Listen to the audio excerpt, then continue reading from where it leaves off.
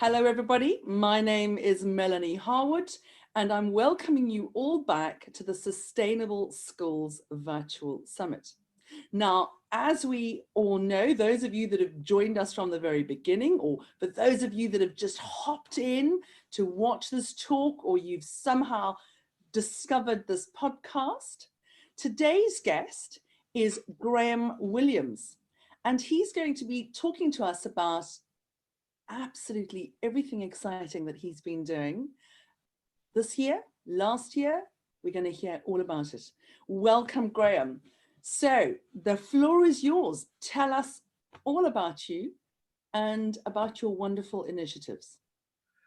Okay, well, about me, first of all, not a lot to tell because I'm a fairly ordinary sort of guy. I'm based in Cape Town, although I have lived for, I think, 6 or 7 years in the UK some years ago, and loved it and wished I was back there now, but I'm not. I'm in Cape Town, and that's okay. Cape Town's a good place too. I've been involved in the business world, it seems like forever, as an employee, as a consultant. At some stage, I got some cancer when I was consulting, and I was laid off for about 2 years with operations and things. But I don't believe in that word remission.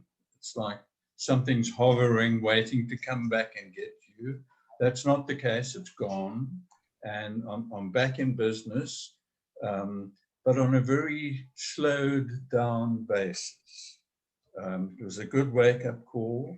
I spend a lot of time these days talking about story in a business context. And so story is something that's really underrated as a potential contributor to better business performance. Not a panacea, but it certainly can make a difference in lots of areas. And I guess if that applies to business, it applies to schools as well. And maybe that's a touch point for us, how story can take its place in the school curriculum or school activity anyway. Graham, that is exactly what I was messaging somebody this morning, one of our head teachers. We do something called Get Media Savvy for Kids. And it's a program that we built where my daughter, when she was 12 years old, she presents it and she teaches children as young as sort of 10 upwards how to write a press release. And she says to them, it's all about the story. Think, and she says there are stories everywhere. And sometimes you may want to get a message out about this over here, but you can't really get a story about this over here. So what you do is you find a story over here and you somehow slot that story in that one. She says, and it all seems to work. I absolutely get it. And it's so important where we are heading with our sustainable schools. These schools have stories, Graham. They have incredible stories, and they just don't realize that they are sitting on something magical, powerful, that can change mindset, societal mindset, can change education for good, can change government policies. They are sitting on something that is like, I'm looking at it, I'm thinking, oh, I'm looking at a volcano of stories here. I'm like, whoa, press releases, articles, speeches. So spot on. Graham, how did you discover that story was so important in business? What was it?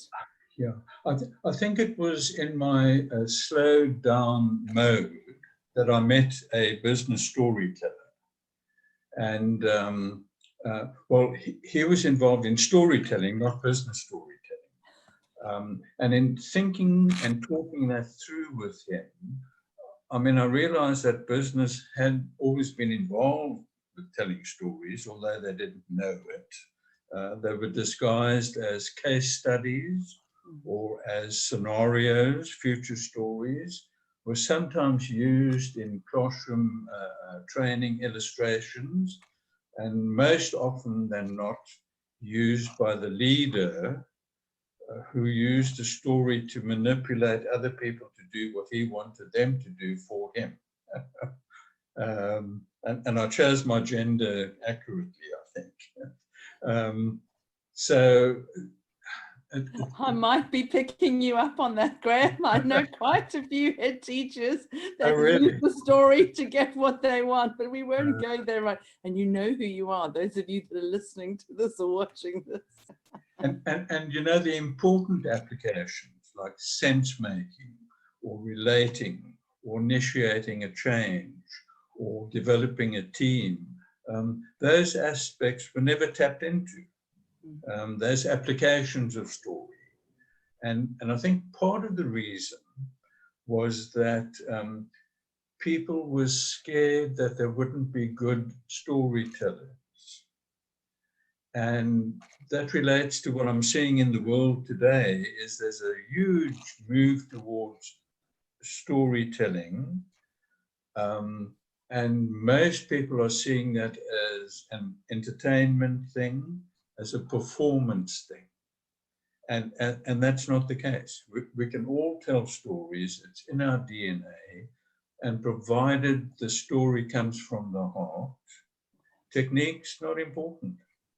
So we should get out there and tell them. Yeah. Graham? Yeah. It is fascinating that you are mentioning this, because you've touched on a couple of points with me. We've just launched one of our very first schools that has done our Gold Award. In the Gold Award, one of the options is that the school gets media training, not just for the children, for the teachers and the parents, the whole community of that school, because we want stories. Yeah. And then what we've done is we've set up a very powerful media portal, because I believe, now I may be lambasted for this, I believe that when you own the media, you own the world. And if we are going to make a powerful change and a societal mind shift, we have got to take some form of, I shouldn't use the word control of our stories, so that we can deliver our message to a far-reaching wider community globally.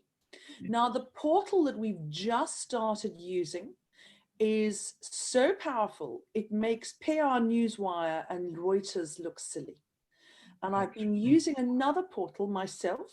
I discovered the Selling with Stories. I discovered how to raise that message that I needed to get out, that resonance that I wanted to get out into the ether it's about 4 or 5 years ago, possibly, was it 4 or 5 years ago, John, that I went to an event, Graham, just by pure chance, which was put on by the Hertfordshire Business Council, by the Council for all businesses in Hertfordshire.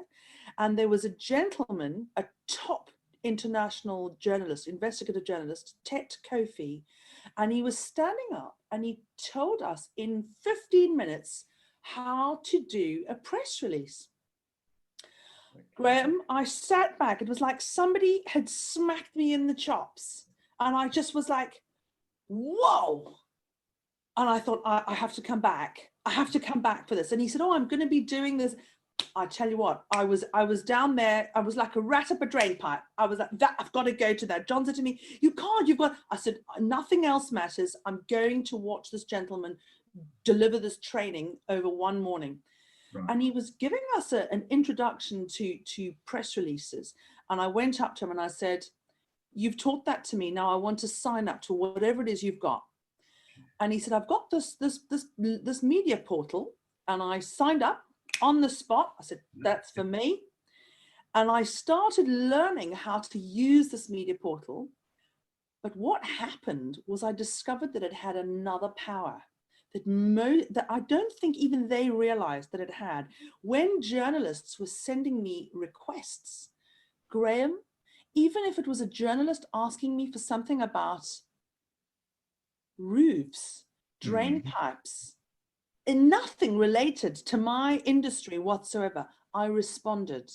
I responded to every single journalist request, and I always wrote a little story. Was not even pertinent to what I was doing. Graham, I was in newspaper articles, magazines. It started raising my brand awareness like nothing before.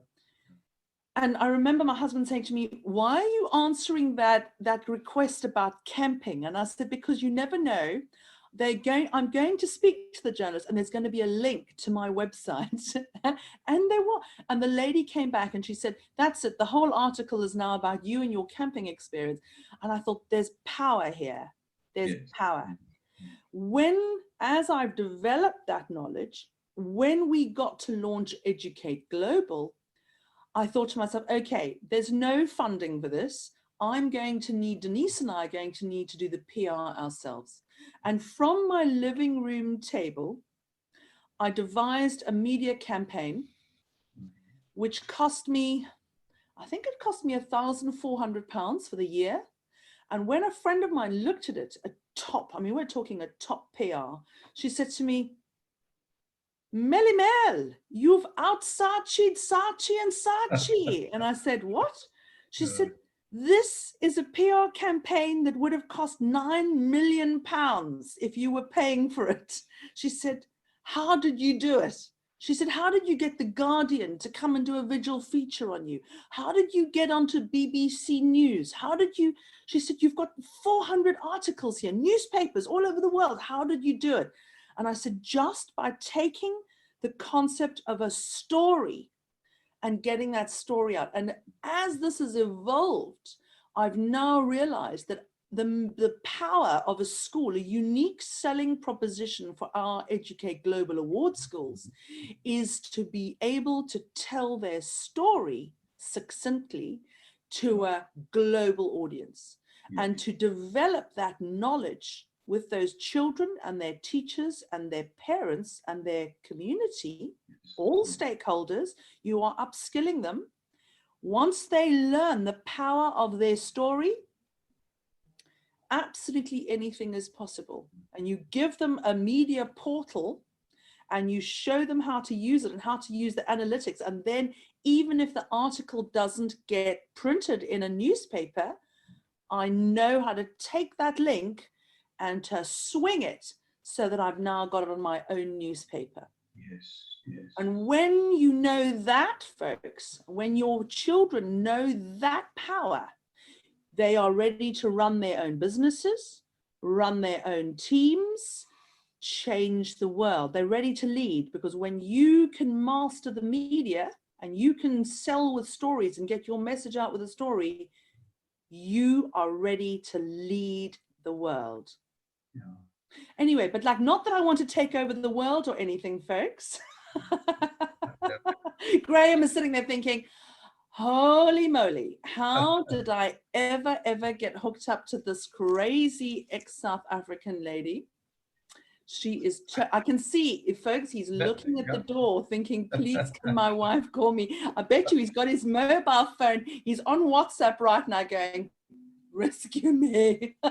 There's an emergency coming. I'll tell you what I was thinking, that behind the story you've been telling is perhaps the most critical aspect of story. You're responding to those journalists, being curious about what their requests were, and answering the requests illustrates that you listened to them. And I think it was Paul Tillich, the theologian, said listening is an act of love. And Rumi, the poet, said something about we listen with the ear that's in our chest. When we listen to other people, we're doing them a great kindness, showing fantastic respect, and their stories are what makes the world go round, because they trigger our stories, and one gets into a story culture, a story mode, a story sharing, which is fantastic, phenomenal. And I think that's what you did.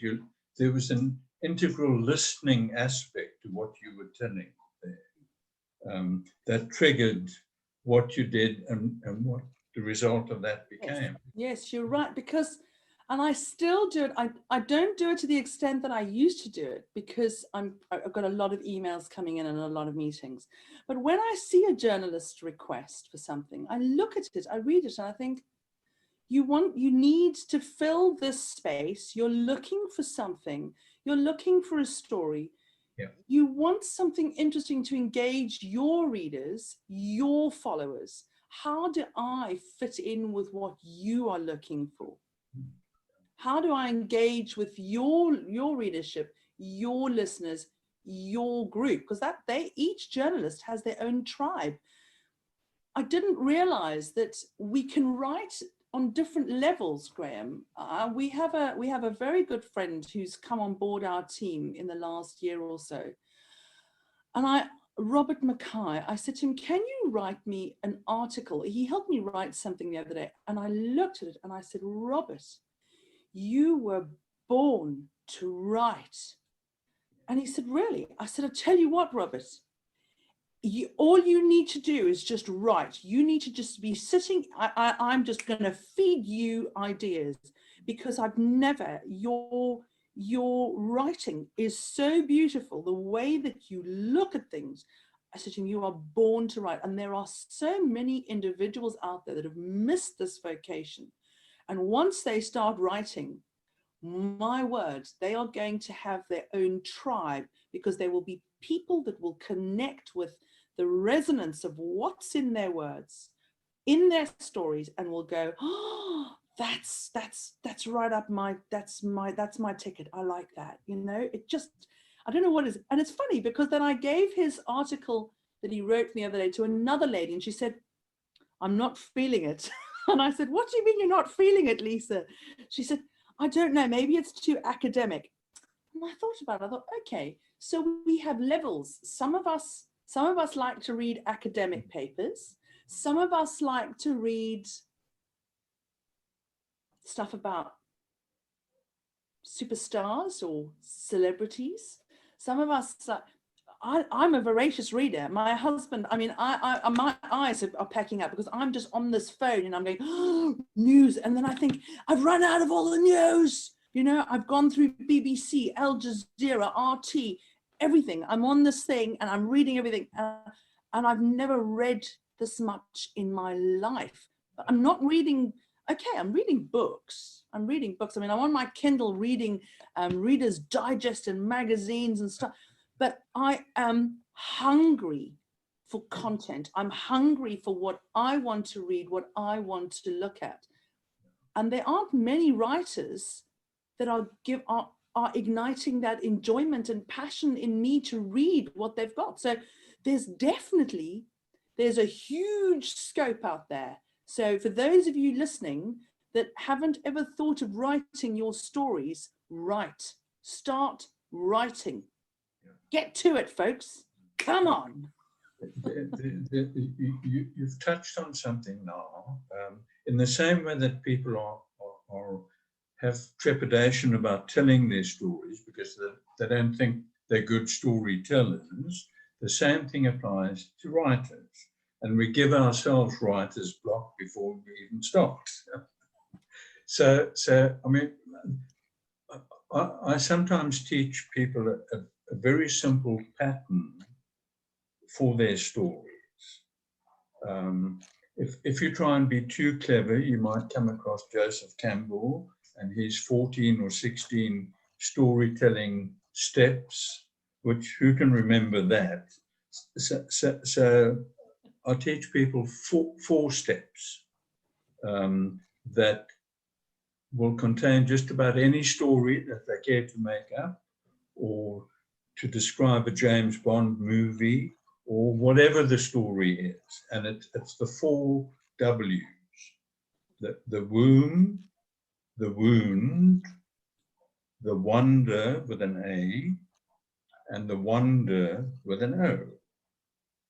So we start off in the Garden of Eden, if you like, the womb. Everything's cozy, everyone's content. Something happens. There's a wound. It might be an event like getting run over by a bus or being sent out on an impossible mission or whatever it is, but there's a wound that happens.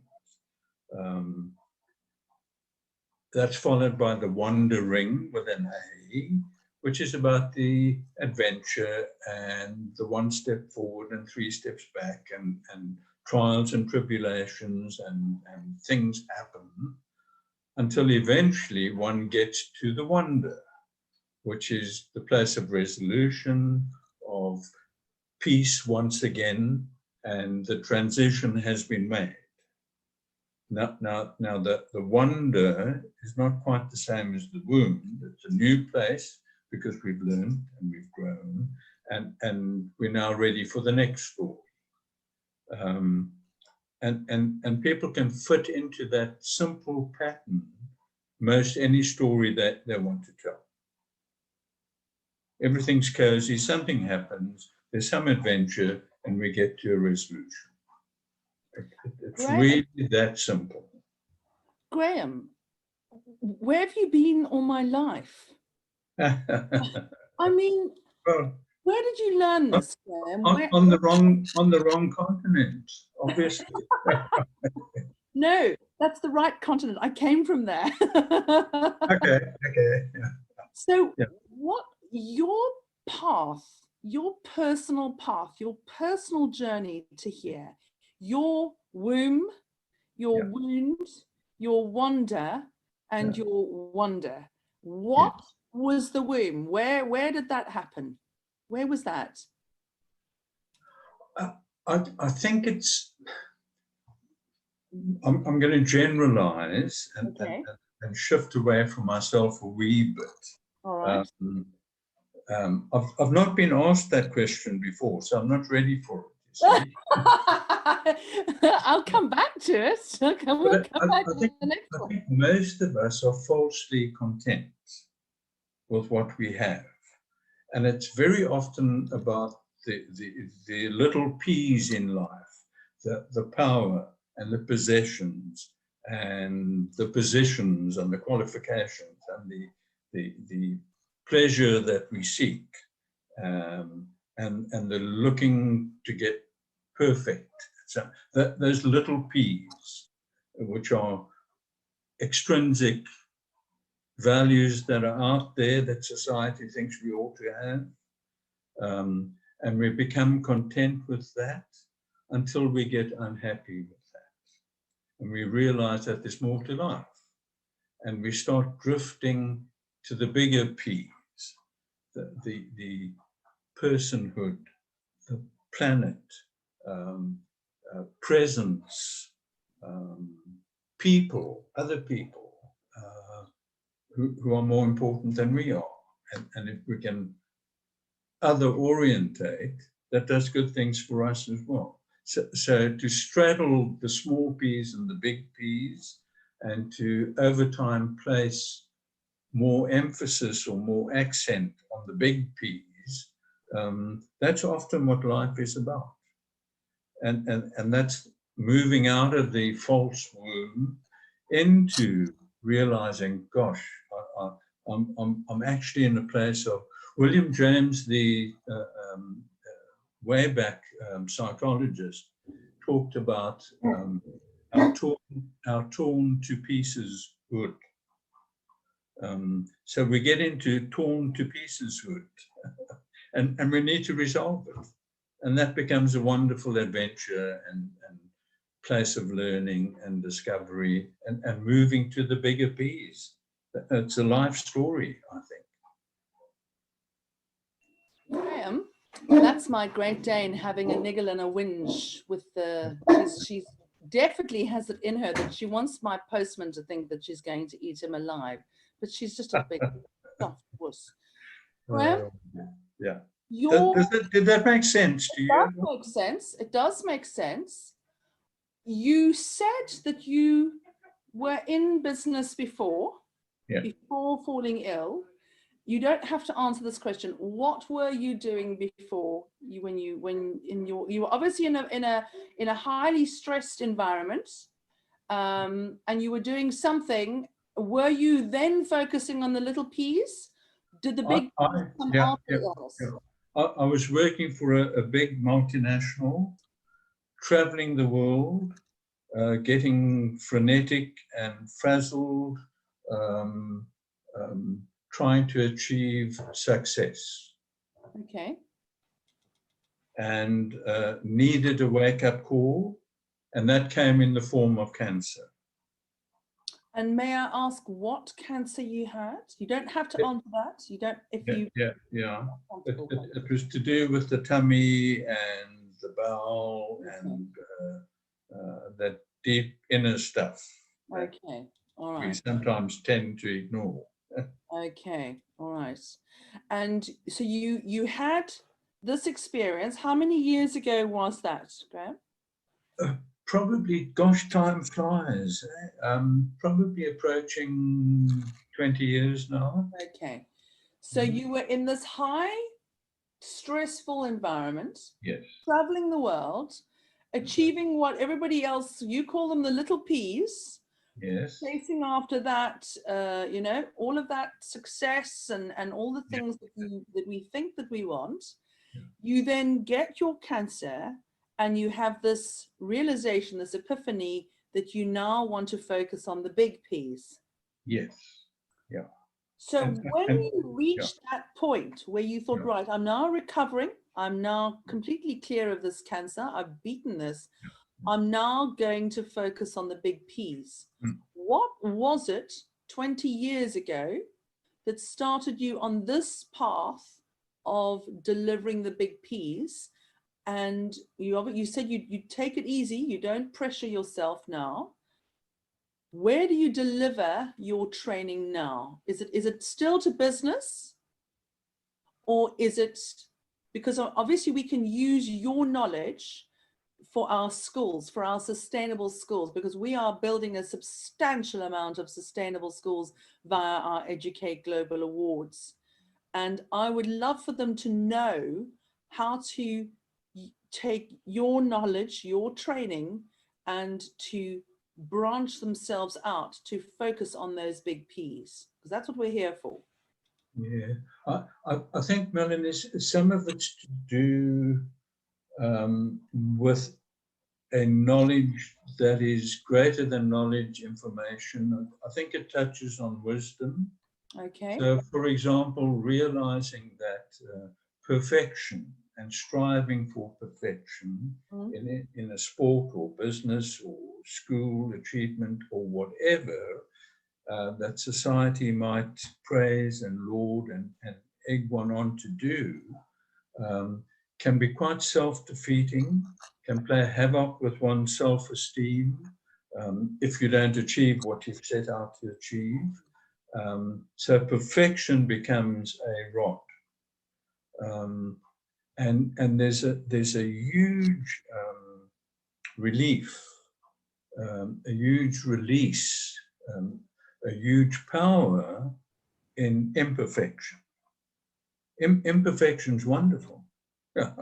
I'm not perfect. It's like the first step in Alcoholics Anonymous. I'm not good enough to do it on my own. I need some help here. I'm not perfect. And that first of the 12 steps is in some ways the most important. So realizing that we're not perfect, that we need help, that we may be in a state of torn to pieces, that we are okay, and that there's nothing wrong with being a little vulnerable, a little authentic, a little imperfect. We can live better lives and get on with other people and share stories that have a ripple effect far beyond our own lives and others, if you like. I've been reading lately, I love murder mysteries, especially these Scandinavian ones that are full of gore and blood. And, Love them, Graham. You're a man yeah, after my own heart. I'm addicted to them. wonderful stuff. But I've been reading a chap called Irvin Yalom, and he's an existential psychiatrist. And one of his things, and he doesn't believe too much in medications, and is far ahead of his time. One of the things that he advocates for people is to develop a ripple effect. So you drop your pebble in the pond, and it ripples out and goes on forever. And he talks about encouraging or being kind to people, deliberately sharing your imperfections so that those ripple effects happen. And as storytellers, we can do that. And he said he discovered something like 40 years too late what patients were really after. Not the formal, clever questioning, not the parent-child relationship between therapist and patient, not the clever analysis, but sharing of himself. The times he got it wrong, the times he usually unwittingly let them know something about his own feelings. Years afterwards, when he spoke to past patients, they would say, you know, the thing that helped me most was when you shared with me how you felt pained about X or Y or Z. That made you human, that built the relationship, that allowed me to trust in you, and that's lived on in me. So it's the little things and the imperfections that can make such a big difference. Now you said before we started, you said you need to get prepared for where I'm not going to say anything. And I said, oh, it's okay, I can speak for England. So now you have me stumped here because I'm the one sitting here going, it's all bubbling in my head there. That's fantastic. That doesn't happen often, Graham. I wanted to ask you another question.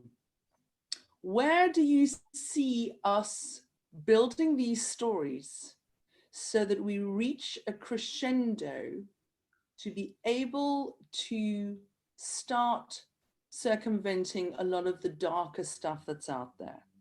How can we do that collectively? How can we join? How can the storytellers join together so that we start? It's all on an algorithm. I know that it's an algorithm. The news media is an algorithm. Social media is an algorithm.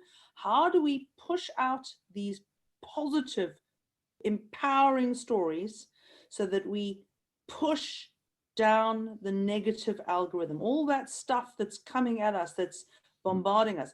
What do you advocate we do? How many of us does it take to upend that algorithm, that we can get those positive and powerful stories out to start reverberating around the world? Yeah. We need another interview to handle that question. All right. Okay. No, we'll do that. We'll book it in. I've got no problem. But very briefly, okay, with the trends that have been happening in the world, institutionalization, consumerism, big capital not being too responsible, technology leading rather than enabling what human needs are, and all sorts of other trends.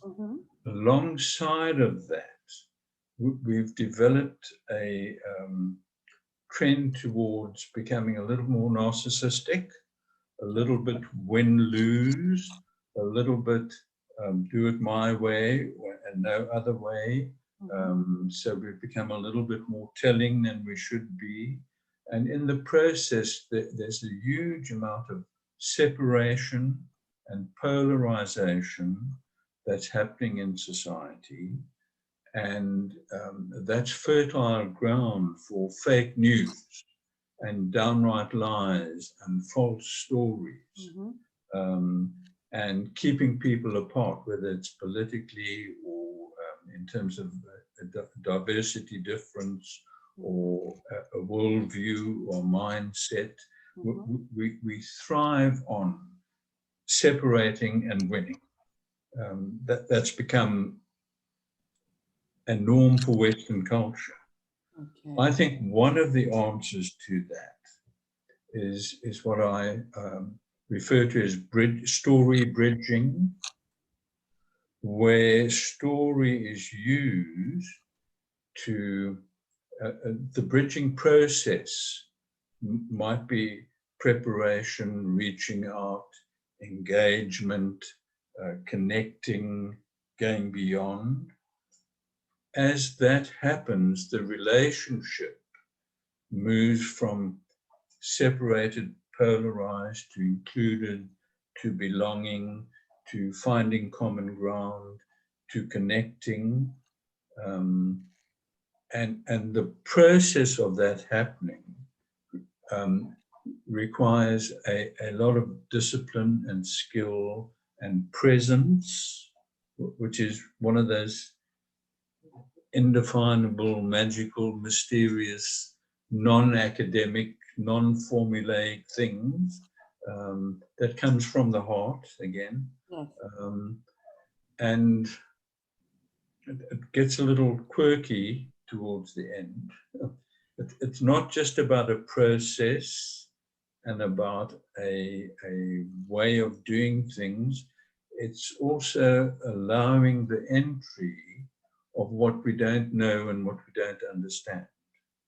So it's like David Bohm saying, beyond this explicit reality, there's an implicate reality that holds stuff together that we don't know about. Rupert Sheldrake talks about morphic resonance.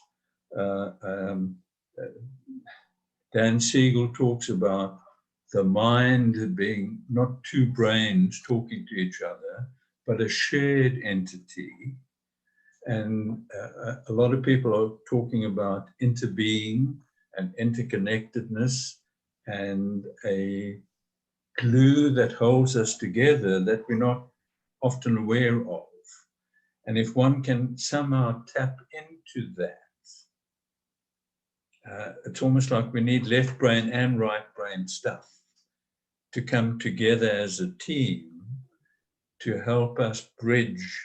It's not, what I'm trying to say, it's not just about technique and process and a way of telling story, but it's about more than that. It's about the heart, and it's about generosity, and it's about compassion, and it's about presence, and it's about giving, and it's about accepting and loving. I guess, yeah. We avoid that word, don't we? Love. In business especially, you know, I mean, we might talk about empathy or you know, stuff like that, but not love. Graham, every head teacher that I have ever had the pleasure of being able to connect with and develop a relationship with along my own path, it always comes down to love. Yes. Teachers and teachers love their pupils. They love their children. And I sit and I listen sometimes. There was Fiona Cowan and I, which was a head teacher that I work with a lot. And I managed to get us tickets to go to COP25 in Madrid. And we were one evening, she was just talking to me, and I something, it was like the air became electric, because she was telling me about the pupils in the school. And she told me the story about this child, which I'm not going to repeat here. It was very personal, but she just beamed. It was this light that was just coming off her. And I thought to myself, you really do love these children. Yeah. And then she gets upset with me sometimes. She says to me, the government don't get it, Mel. And I say, why? She says, because it's all about the kids. It's about the kids. And I go, okay, calm down. And I'm finding that when head teachers and teachers speak to me, sometimes You know, they just want to vent, but it's love, that love that comes out. And when children write stories, I wonder how this all came about. This is clearly, you know, Graham, you've got me thinking. I started out as I created a handwriting scheme for my own daughter. I created a method to teach my daughter to write by hand. And what happened then was that it became a handwriting scheme, which is now used in schools around the world. And I created a teacher training for it. But as it's developed, I've taken that experience of handwriting and I've seen how important it is for children to be able, anybody, to be able to write in their authentic self, in their authentic voice, to get their story out physically, that physicality of picking up that pencil or that pen and writing it down. And I've gone in other directions. Obviously, my handwriting program became fairly successful in the United Kingdom. It's now somehow taken on a life of its own, and it's now heading over the Middle East again, and I'm asked to go and deliver training there. But I come back again and again and again to writing in your authentic voice, and I find that children have no problem. When you ask a child to write authentically about whatever it is they want to at that given time, they just give you the truth. Yes. They write with love. They just put it down. You ask them to write a diary or what's going on today, and they just, no problem. It's, I don't know what, we hit our teens and we suddenly become inward. It's like, oh, I don't want to reveal too much of myself. Whereas little children, sort of like young, I'd say like 5 to 12, it's like, yeah, okay, I can just write that poem. I can write that article, boom, write that story. No, I can just love everybody. We hit our teens and we hit the buffers, and it's like, yes. Oh no, I mustn't tell everybody how I'm feeling. So how do we get back to our child, that authenticity of being a child? So that when we write our stories, we write them authentically and with love. How do we inject? Is it possible, or do we lose that? I think there's some things we can begin to do. Part of it is putting aside our adulthood.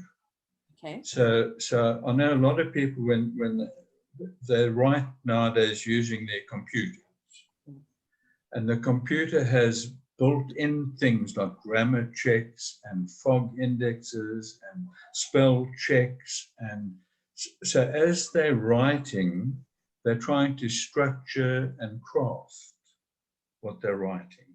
Yes. I think what children teach us is forget about all of that adult stuff and just get it out there and be creative. So creating comes before crafting.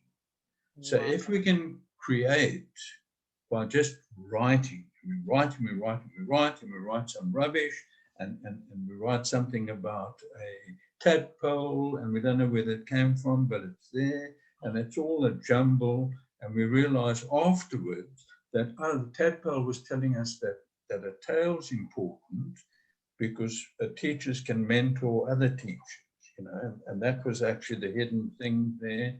And then after all of that, we can take what we've created, we can then do some crafting. Okay. And put in paragraphs and frameworks and corrections and take the creation that's childlike and add the adult bit. Does that make some sense? Absolutely, that makes sense. I want to ask you another crazy question. How many businesses now are starting to realize that they have no choice but to start tapping into their authentic stories? Now that we are in this new era, something is cooking, something's on the boil here. Yeah. content hungry, media hungry, story hungry. yeah, Are they realizing, and there aren't enough writers. yeah, They don't have enough individuals to write their stories. yeah. I know that, and you know that. There are a whole bunch of things. I think maybe the first two or three that come to mind. There's people live with FOMO, FOMO. Yeah, that's missing out. Yes, and don't ever get to changing that to JOMO, the joy of missing out and Joy of feeling missing out. yeah, JOMO. yeah, free and released and not having to follow the herd and not having to read every book that's being recommended or every bit of news that we come across and filling our days and our minds with because of fear of missing out, Yeah. to just step back, step away from that and realize that, well, we haven't really missed out, you know. And I think businesses do that as well. They watch each other like hawks. They far more into control and compliance than they are into nurturing and discovery and creation and so on. And it's a mindset that gets cascaded down from leaders to everyone eventually. So I think businesses have a long, long way to go, certainly in South Africa. And it's about time we got more enlightened. Graham, And people distinguish between the soft stuff and the hard stuff. yeah. Story is seen to be soft. Okay. And in fact, it's not soft and hard, it's hard and harder. Okay. And there's far more depth and skill and love and presence and stuff in the hard story side and the loving side and the relating side Yeah. than there is in the task side. So it's nice to have tasks and it's nice to have meetings and it's nice to feel busy and important. But if you're not looking after the relating and the story sharing, and that story not to convince and persuade, but to build up and provide insight, then we will lose out. And we do lose out. Graham, Yeah. can you give us an example of a business that is getting it right?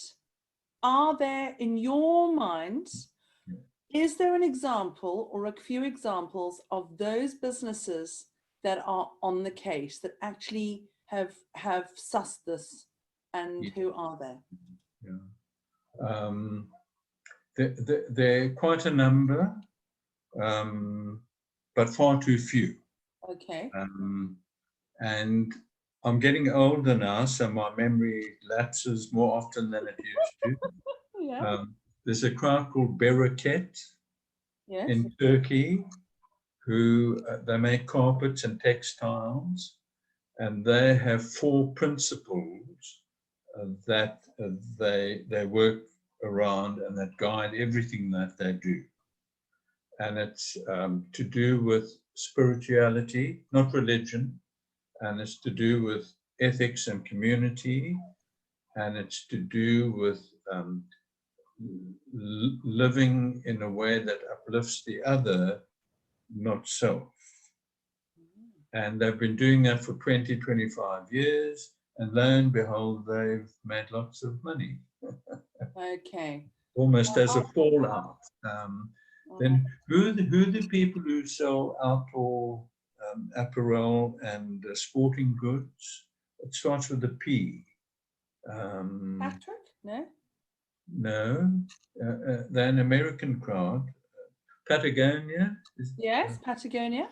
Yeah, wonderful. I mean, they started off with, their essence was being mindful, and they've moved into looking after the environment, and they've been teaching their customers to reuse and repair. They've got their 5 R's instead of buying new. And that's worked for them in that they're selling more than they ever did through doing the good thing and applying the right principles and staying true to their values. And in their case, it's been mindfulness and honesty and care for beyond themselves. I think those are 2 examples. So all around the world, there are companies who are doing the right thing and it's working for them. But they're not emulated by enough other companies. No, it's interesting that you say that, because what we should be looking at as head teachers, as schools, or if you're a parent listening to this and your child is attending an Educate Global Awards school, we should be preparing the children and the pupils to be, because they are going to be the entrepreneurs, they are going to be working in these businesses, they're going to be leading the change. They will be government ministers, ambassadors, advisors, transition engineers. They should be learning and watching and looking at these case studies to see themselves how they can make this change as they move forward. Because as you say, if there aren't many doing it, why? And the ones that are doing it are achieving far more than the ones that aren't. So there must be a process that they are following, but it's definitely the love and the heart that is in there. And if we can look at it and look at those case studies and think, how are they getting it right? What is the thought process behind this? And even as a school, when our teachers and the pupils start writing their press releases, their columns, their articles, they should always be looking at their core values as a school. What is our ethos? Where are we at? Yeah. The whole, I hope I'm not going too much onto a tangent. No, not at all. The whole area of business goes through flavors of the month. So we had a time where everyone had to develop a vision, and then the vision thing was over and everyone had to have values. And what happens is that a group of leaders will sit down and independently, unilaterally come up with a set of values that seems to make sense. So we will have integrity and responsibility and respect and teamwork, and that's great. And if you walk into any bank or oil company foyer, you will see those values up on the wall. The trouble is, and they're meaningless, they're all big Latin words, okay? Because when something happens, and whoever you are, if you're Volkswagen and you state your values to be care for the environment, and then you cheat on your emissions control on your cars, you deny, you avoid, you eventually confess, and you've lost part of your reputation because you're disconnected from your stated values. So entrenching values includes a whole lot of stuff. It's not just something up on a wall, but it's embodied, entrenched values converted to virtues in your people, because they're the ones who carry out the business. And if you don't do that, your values are going to disconnect at some point. And one of the ways of entrenching values is by sharing stories and fleshing out of those stories the behavior indicators that are needed in order to apply the values in real life so that they become virtues. That sounds a little bit theoretical. No, I'm sure that everybody listening to this has got it. Anybody watching this gets it. It's very, very important to stay true to those Yes. values, to be authentic, and they can't just be plucked out of the air. You have to live them, sleep them, breathe them, be them. Yeah. And choose the right values. And choose the right ones. If you haven't got integrity, you shouldn't be in business anyway. So that's not a core value for any business. That's a given. It's a foundation, it's a basis. So don't tell everyone you've got integrity. You don't have to. It's a given. Yeah. Think about values like compassion. Think about values like curiosity. Yes. There's something. Get back to being childlike. What's under that stone? Why does this thing flap its wings that way? What curiosity? And that leads to creativity, and that leads to innovation. So entrench curiosity, and the ways of doing that. Again, story has a role to play, but don't put up the big Latin word innovation on your set of espoused values. Everyone knows every business has to innovate to survive anyway. What are you telling us? What's new? And how are you making it happen? Well, there's only one way. Get your people to be curious and to wonder with an O about stuff, and to become innovative that way. So what am I trying to say? Businesses are far too formal, far too structured, far too risk averse, far too keen to be seen to be doing the right thing, that they don't do the right things. do you know what I mean? Yeah. I do.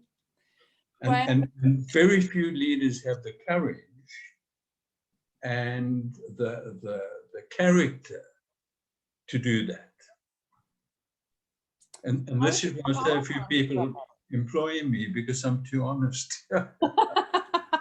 But courage is very hard, because Yes. sometimes there's a blurring between courage and sheer grit and determination. Yes, yes, yes. Because I know that I have grit and determination, and then sometimes I often think, my word, this is going to take courage. Have I got what it takes to push this through? Because everybody else is looking at me going, oh no, please don't take us down that road. And I'm thinking, we're gonna do it.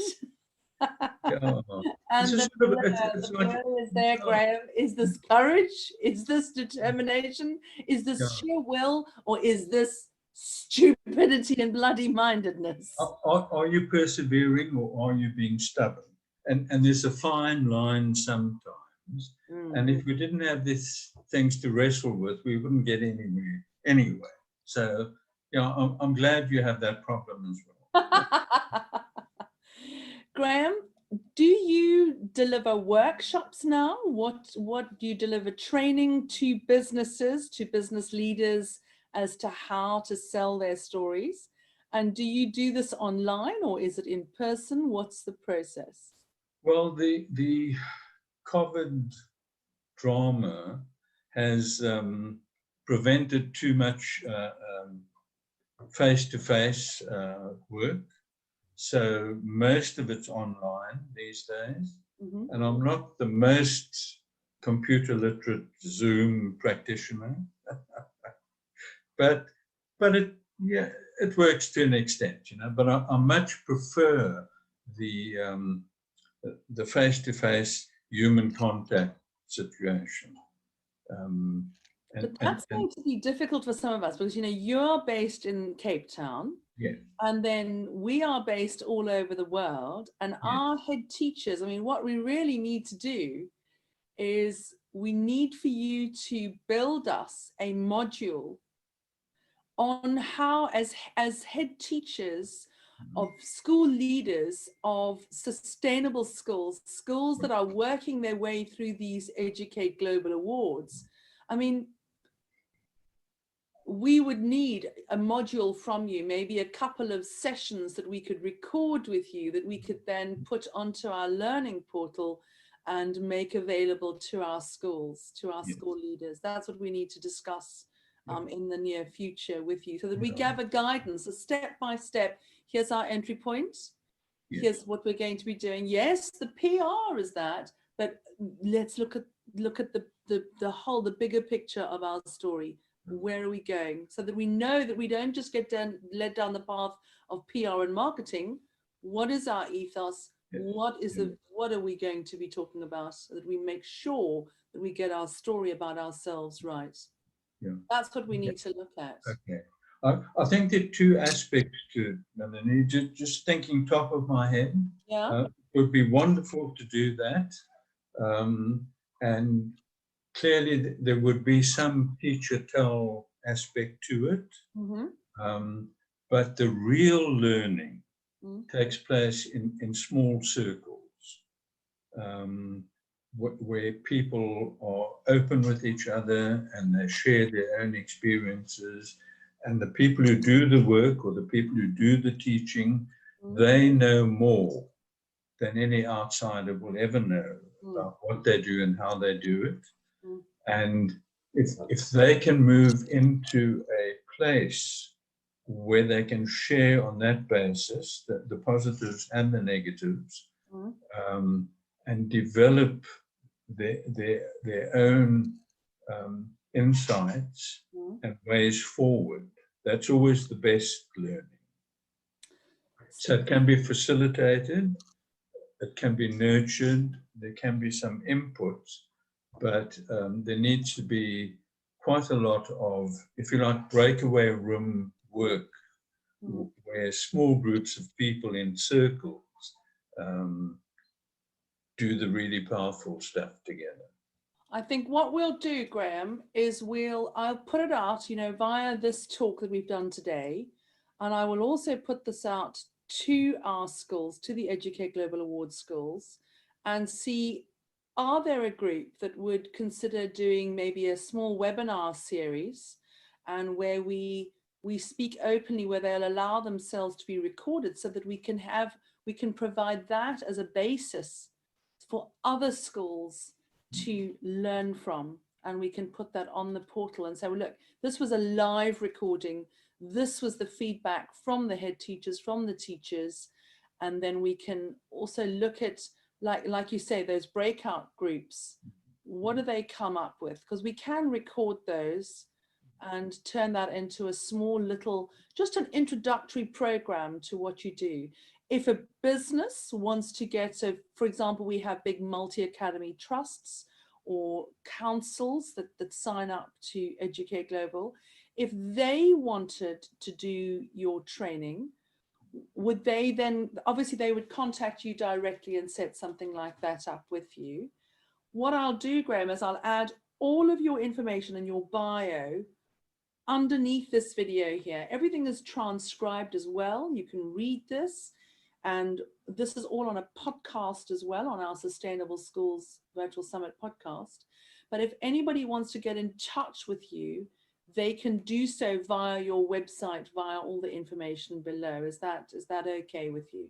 Absolutely, yes. Yes, okay. Absolutely. Yes. I'm quite sure that there will be multi-academy trusts that would be very interested in exploring this, because we're going through a transition in education globally. We're having, as a result of having, I think COVID has come along, and we're asking questions about how do we reset education globally? Where are we going? What is the purpose of education? What are the needs? Is the education we've been delivering still fit for purpose? Yes. Is it fit for this new world, these new crises that we're heading into? The climate crisis is a biggie, and yes, we cannot walk into it with our eyes closed. We need to prepare. This is what, when we created Educate Global 2-3 years ago, we've realized very quickly, Graham, that Educate Global is all about upskilling teachers.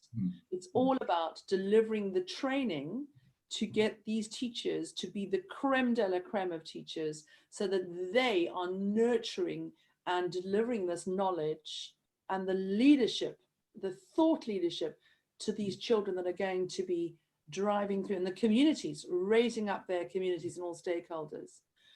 We started out with the climate change teacher course. And then we learned very quickly that it was not about lesson plans, because we had a very expensive learning portal, which cost more than £90,000, and there were thousands of sustainability items on there. But the teachers were coming back saying, how do we teach climate change? Where do we go from here? How do we teach carbon literacy? How do we? So we now, Educate Global is we're working on something called MAT.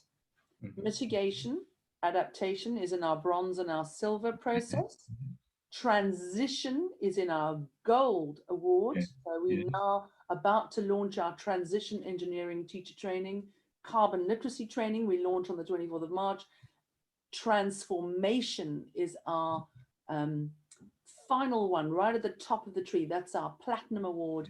And transformation is where we're working with University of California, Irvine, very big brands, very big universities around the world, to develop the Peaceful Planet teacher training, because our teachers are going to need to deliver conflict resolution. And we've got Mediators Beyond Borders International, Professor Shara Graydon. She's creating the entry point, the lessons for the children and the teachers, so that they can then move forward and deliver this training. So it's been a very interesting process for us. So it's the foundations, because teachers were coming back and saying, okay, so we know what the SDGs are, the Sustainable Development Goals. How do they work in our context here where we are? So again, these are all stories, and they came back and we thought, okay, we need to deliver that foundation training, which is the entry point, the sustainability and climate literacy teacher training. Then we move up. We have those leadership teams that we develop throughout the school. Then we just recently started delivering the carbon literacy teacher training. That's a game changer. We launched that officially on the 24th of March. When I show you what's coming, Graham, I'll send you some links, but that's for your eyes only. Don't you tell anybody what's there. That's going live. We have the very first school in the world, Home Grange. Oh, wonderful. And it's transforming. I'm looking at, now that we've got this group of certified carbon literate teachers. They're certified by Manchester, and they get the overall certification from Educate Global. We put it all together with Professor Petra Martin-Hill. That school, in a matter of weeks of doing that training, I'm seeing magical things happen. Stories are coming at me, authentic stories, where the head teacher has sponsored 8 state schools to have the license to a film called 2040. And she's getting all of these schools to work together, so that she's bringing all of the stakeholders in, not just her school, she's bringing in the whole of the Woking community. And I'm thinking, aha, that's what happens when you start, learning this stuff. It takes over your life. Yes. So where we are, our story is about upskilling teachers, and that's our personal mission. We agreed, Denise and I, that we wanted to level the playing fields between those who have a ton and those who have none. Yes. And obviously, because where I grew up, South Africa, I saw a huge disparity. I grew up in the apartheid years, and I can still see that disparity there now. It's going to take many years to evolve from that. Do we have those years now that we have the climate emergency? And the climate emergency is affecting all of us. So we have to upskill fast. 200, at least. I know that if we can upskill 100 million teachers in the world in the next 2 years, we may just have a fighting chance, because education is key. This is the evolution, this reset of education, so that we are prepared. Forewarned is forearmed. And let's get our brains engaged, understand what's coming, because my goodness, climate change is massive. It's a huge subject. It's everything. It's everything around us. It's everywhere. And if we don't engage on this, folks, anyway, not to bum you all out, everybody. Sorry, this has been a great talk. Didn't mean to. I went into one. Graham, I want to thank you very, very much for joining us today. And I hope that this is the first talk of many. I hope that we're going to do a deeper dive and we're going to discuss, we'll put together this workshop with our head teachers. We'll then come back and we'll do a talk about what we discovered whilst doing that workshop and what we learned, what the positives were, what the negatives were, and how we can, you know, drop that pebble and spread this knowledge. Yeah, yeah. Let's create some ripples. Was it, who did the Strictly Come Dancing thing? Was it Bruce Forsyth? Bruce, yeah, nice to see you. Nice. Keep on dancing, yes. That's right. That's right. So maybe we should be saying keep on rippling. Yeah. I think we should most certainly keep on rippling, folks. Yes. Never ever give up. Don't stop. Yeah. Just be yourself. Don't. And if there are any children listening to this, I've had a lot of children coming on board and delivering assemblies in schools. I had one little girl, I'm not going to name her name, in India. And it was heartbreaking because her head teacher then messaged her and said, I've watched this film and this film has told me that climate change is a hoax. And we've looked at it together and I said, that's fake news. And we've gone through the whole film and looked at all of the fake, you know, how it was debunked years ago.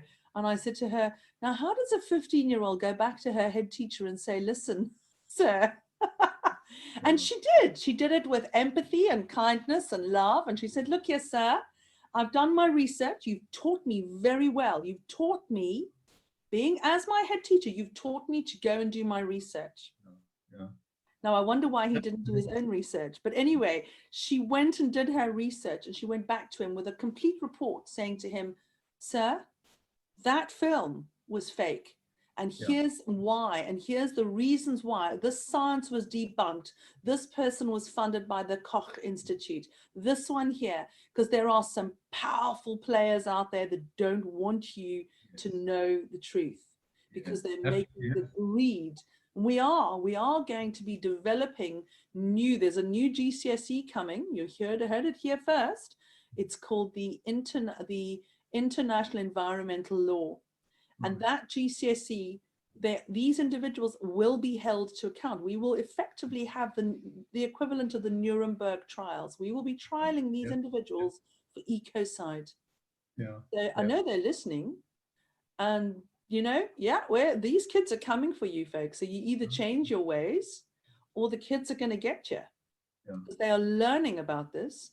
And they are far more switched on than we realize and give many of them credit for. But they want the knowledge, they're hungry for this knowledge, and they want to know how to act. There are children in Portugal already taking their governments and big companies to court. So it started, and we need to know as much as we can. We are going to be preparing you and your pupils and their families and your communities and all the stakeholders. We are here to upskill all of you to prepare for a positive change, because change is good. Graham, I've loved joining you today. Is it too late to add one last thought? Go for it, Graham. The floor is yours. If we think of the planet as our habitat or our home, if we think of society as our family, and if we think of the economy as our means of subsisting, and those three things go together, and they all need attention, then yes, huge resets are needed. One of the things we could umbrella that with is to come up with a way of resetting that isn't only reactive. In other words, we don't reinvent ourselves to keep pace with technology changes. and learn to fly drones or manipulate robots, because that's what we have to reset to. But instead of that, we lead by listing the values and the needs that humanity needs to survive and become more human and compassionate, and reset according to that proactive agenda as well. And I think there's something in that we could wrestle with to good effect. Fantastic. Thank you. Thank you, Graham. Thank you. I've loved it. I've loved it. So it's a date. You know it's a date. We'll be doing this again, and I'll be in touch with you. I'll put all of the information below.